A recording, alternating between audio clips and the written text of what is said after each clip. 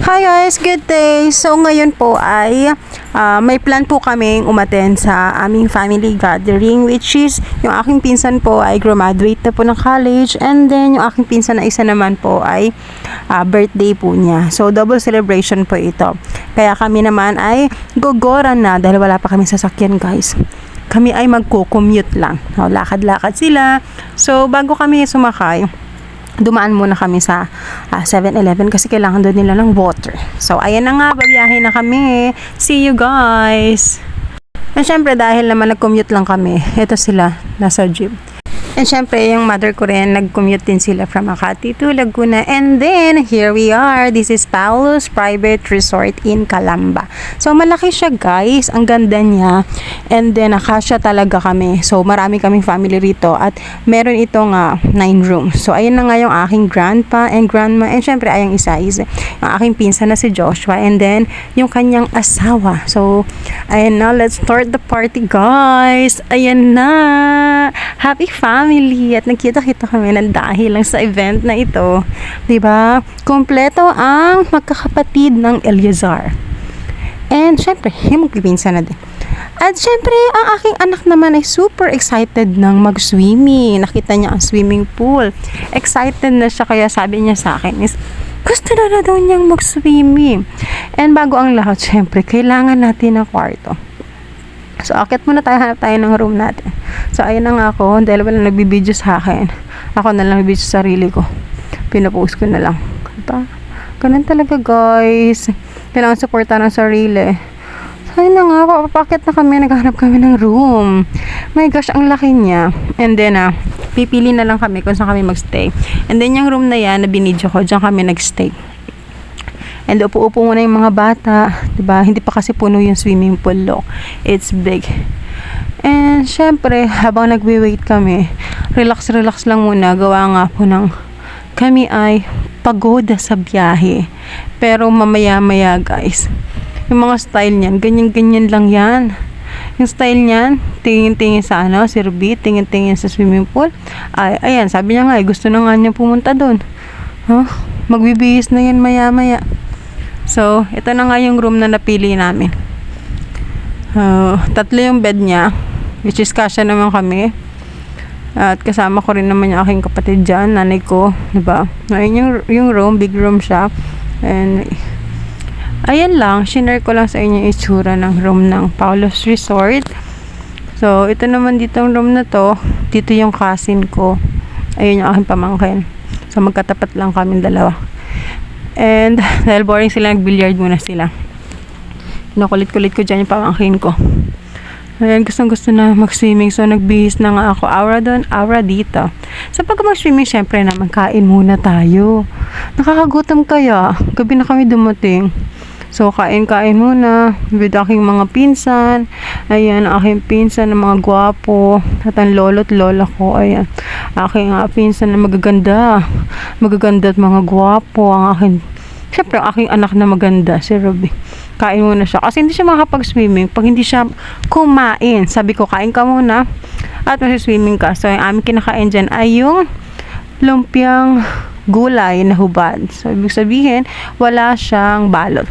Masarap yan, guys. Diyan ko rin lang natikman yan. So, dahil si Ruby tapos na nga kumain, andun na siya sa swimming pool. Actually, may ubos siya dyan. So, dinalhan ko siya ng seaweed para, dahil konti nga lang yung kanyang nakain.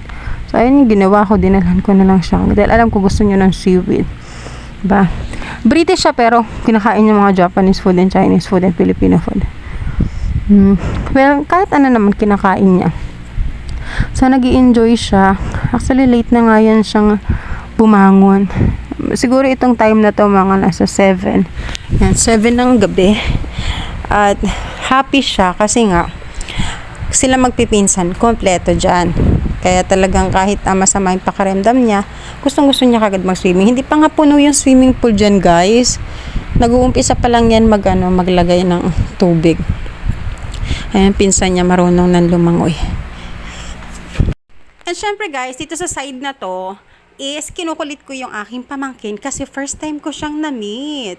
Gawa nga syempre, yung family natin, pag lumalaki na, naghihiwa-hiwalay. So, ganun nga. So, yung iba, hindi natin na nakikita. So, ayun guys, dahil bihira lang naman mangyari to sa aming magpipinsan, once in the blue moon lang talaga to na nakakompleto kami. Actually, hindi pa kami kompleto niyan kasi yung iba nasa summer, at saka yung iba naman is hindi nakapunta, gawa, ewan ko kung anong reason nila. But then, yun nga, nagbanding kami dyan. And syempre, yan, nakikisama din kami sa mga trip nila, 'di ba? So, ito sila madam-madam, yung aming madam-madam. Yan, sila tita, yan sila si nanay. Yan, meron din silang sarili nga banding dyan. So, syempre, iba yung kabataan at saka iba yung mga matatanda. Huwag na kayo maingay kasi hindi naman nila ito malalaman. Di ba? Pero dyan ako naka-join kasi nga, hindi na tayo pabata.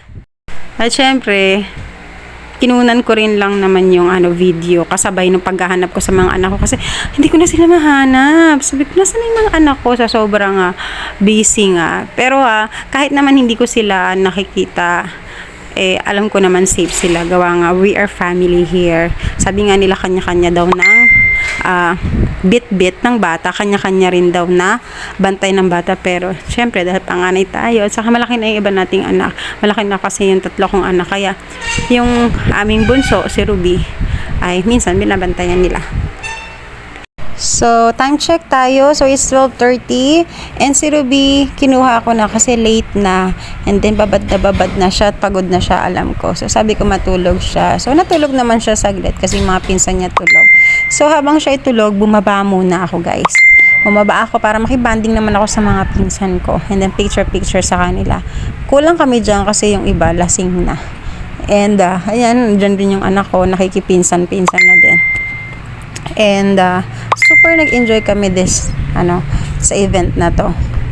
Kasi nakaka-excite lang na ang tagal mo hindi nakita yung mga pinsan mo.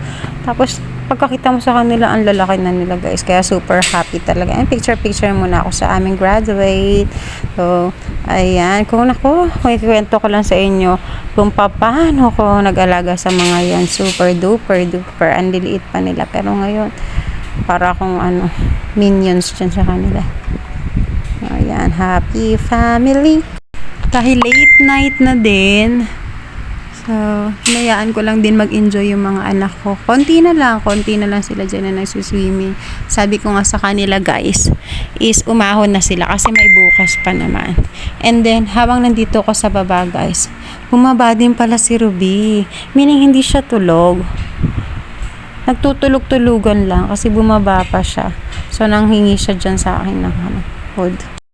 Sinusulit talaga ng mga bata talaga na mag-enjoy sila for today's video, enjoy sila. Halos ayaw na nga nilang umuwi. Laro pa rin ng laro. Anong oras na yan? Madaling araw na yan. Siguro mga 3 a.m. na yan. Andyan pa rin sila. And then, FYI pala, yung tubig dyan, malamig, hindi siya hot spring. O, diba? Hindi halatang enjoy ang magpipinsan, diba? May kumakanta, tapos, meron ding sumasaya, Tapos, yung mga anak ko dyan, guys, pinagbihis ko na sila kasi nga, madaling araw na yun. Sabi ko magbihis na sila kasi magsiswimming pa rin naman kinabukasan. So, ayan, nagbihis na yung iba, pero yung aking bunso dyan, si Aya, is hindi pa nagbibihis. Then may mga hugot silang mga kanta dyan. So hindi na natin sinama yung mga kanta kasi baka ma-copyright tayo, di ba? Alam mo na. So ayan, tinatawag ko na dyan si Aya. Sabi ko tama na para matulog na, di ba? Siya na lang. So ayan si Ruby, bumaba pa talaga. Umaga na yan, mga 5 na siguro yan. Sabi ko sa kanya, matulog na, balik kami sa kwarto. Pinapatulog ko na siya. And ayaw pa rin niyang matulog, guys, dyan. So, tulog na yung kanyang mga pinsan. Gusto niyang kumain pa. Binigyan ko siya ng pagkain dyan. Kasi kailangan niya talaga matulog. Hindi man pwedeng hindi siya matutulog. Kaya binigay ko kung ano yung gusto niya. Sabi niya, kain siya ng chips. Sabi, binigay ko na sa kanya yung chips. And then later naman, magsasawa na siya niyan. Diba? After a few minutes, bagsak yan, promise. So, ayan nga, tulog na. Buti naman natulog na. Diba? Kala ko di matutulog. And syempre guys, next day morning, ayan na nga, si Ruby ay gustong mag-swimming. Hindi pa nakain ng almusal. Swimming, yun nga lang. Hindi pa siya Di pa siya nakain ng almusal. Ano binablog mo? Kaya, you're not gonna swim if you don't finish your food. Ouch, that's bad.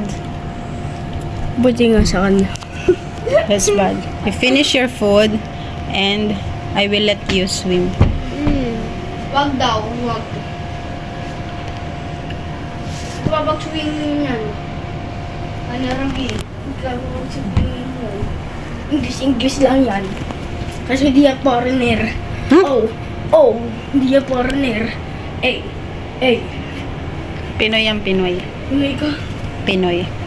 Pinoy yan si Pinoy. London yan eh. Sa nilalaro ko, London. Come on, finish your egg and we will go downstairs. We will go to swimming. I-close mo yung door. Close mo yung door. Lumalabas yung lamig.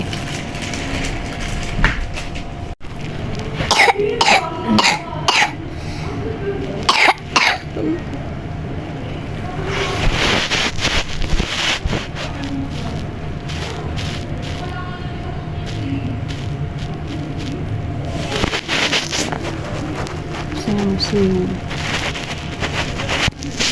You see me. She like to swim. But she don't finish her breakfast. Need to finish her breakfast first. So ayan na guys, kumain na siya dyan ng breakfast. Sinuto-uto ko siya para at least, di ba? Bago man lang siya mag-swimming, may laman yung kanyang tiyan. Kasi masama din na mag-i-enjoy ka nga tapos naman magkakasakit ka naman, di ba? So ayan, start na siya mag-swimming at happy na ulit ang bata. Mag-start na doon, pasok na doon, ulo ka na! Swimming! Saan mo na swimsuit mo? Tama!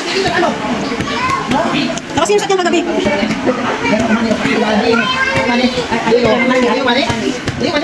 Oh, she said, I don't want your money.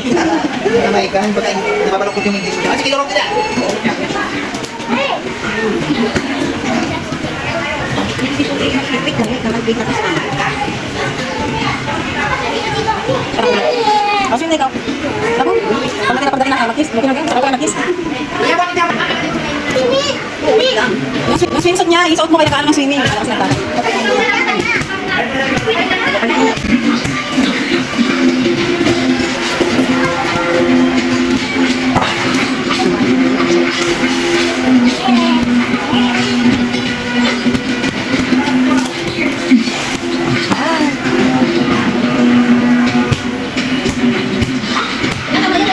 Oh, parang hindi sila dire-diretso. Wala na ganyan?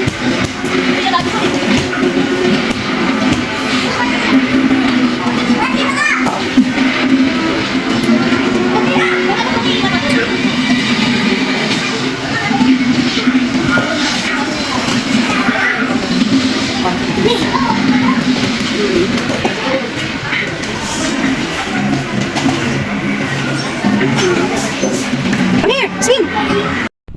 So ayan guys, wala naman tayong ginagawa ngayon kasi kagigising ko lang talaga. Talagang sinaportahan ko lang siya para, diba? Kasi alam mo na pag bata, gusto mo swimming at saka yung pinsan niya is kasama rin naman niya. So nilagyan ko dyan ng harang para at least, kasi yun dun banda is malalim na. So para alam nila na hanggang dyan lang sila pwedeng mag-play. Diba? Para safe sila habang ako'y nagbi-video kasi anytime, diba? Alam mo na pag accident, kaya mas maganda bantayan ang mga anak. Diba? So naubusan ako na sasabihin guys. Di ko na nga alam kung ano pa sasabihin ko sa inyo. Kasi nasabi ko na kanina pa na masaya pag sama-samang pamilya.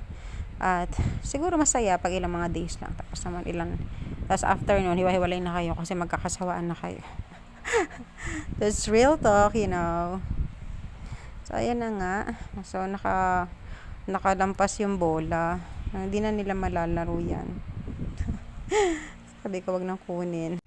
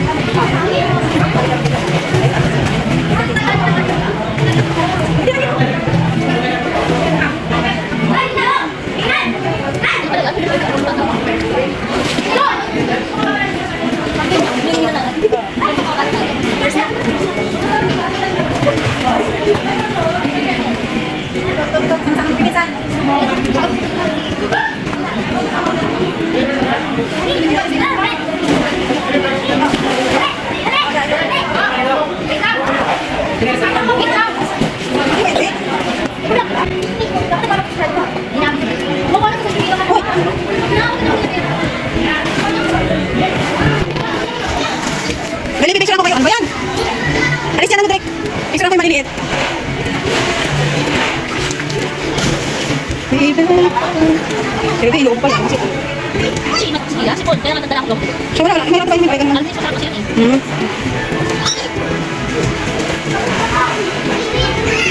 Cookie! Wow! So, nag-request sa akin si Ruben na pumunta siya sa medyo malalim-lalim. So, ayan pag tumayo siya dyan, guys, hindi na niya kayang tumayo dyan kasi medyo malalim yan sa kanya. Pero gusto niya dyan para at least nakakapaglaro siya ng salbabida. Kasi pag dun sa kabila, dun sa may jacuzzi, napakaliit lang talaga. As in, siguro hanggang bewang lang niya yon. Pero dun siya natuto mag-swimming.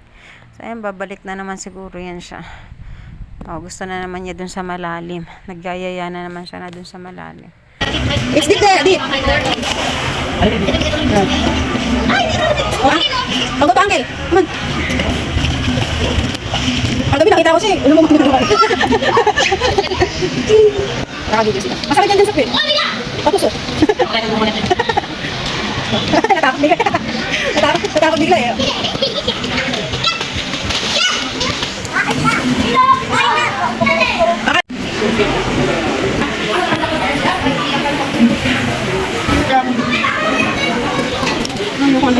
Hawak ako yung cellphone eh. Sayang hindi ko pinilitawan eh. By the power of the Spirit, once again, Lord God, we come before the thanking so many glory and honor.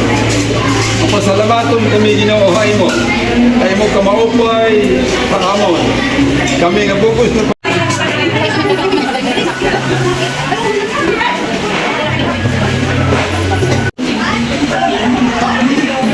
Kaya papig, dahil. Sabi ako. Wala, hindi na-display yun.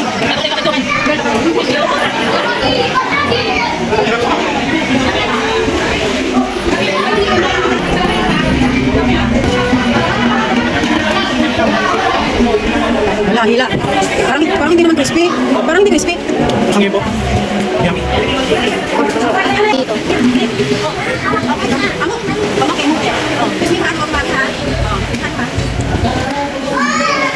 Lumakad. Ayan, dito na. Una ka mo.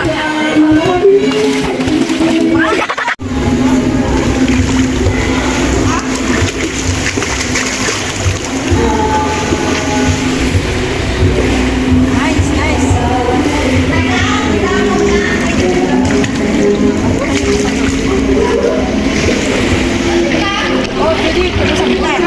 Sige lang, sige lang. Ano sige lang, dalawa to para sa atin dalawa. Natututo na. Go, come here, get this one. Come on. Oh, okay. Doon lang daw siya magtatawid-tawid.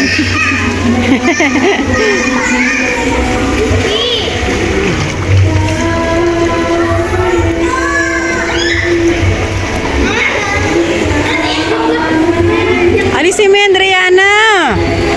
Nagsiswimming nga si ano.